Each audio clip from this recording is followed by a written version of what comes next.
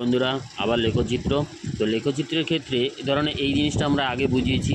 তো এবার এই যে মিড পয়েন্ট, এই মিড পয়েন্টটাকে বলা হয় মূল বিন্দু, যেখানে এক্সের মান 0 এবং ওয়াইয়ের মানও 0। তো অনেক রকম কোশ্চেনের ক্ষেত্রে অনেক স্টুডেন্ট বলে ভুজ আর হচ্ছে কোটি জিনিসটা কি। ঠিক আছে, তো এই ভুজ কি না, ভুজটাকে বলা হয় এক্স অক্ষ। এই যে এক্স অক্ষ যেটা এক্স অ্যাক্সিস, হ্যাঁ অ্যাক্সিস, এটা হচ্ছে এক্স মানে ভুজ। আর ওয়াই অ্যাক্সিস যেটা, হ্যাঁ এটাকে বলা হয় ওয়াই এর স্থানাঙ্ক। ঠিক আছে, ওয়াই কোটি।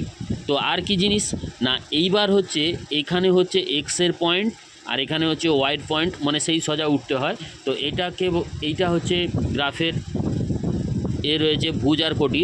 আর এখানে হচ্ছে এটাকে বলা হয় ফার্স্ট পার্ট, হ্যাঁ এটাকে বলা হয় সেকেন্ড পার্ট, এটাকে বলা হয় থার্ড, আর এটা হচ্ছে ফোর্থ পার্ট।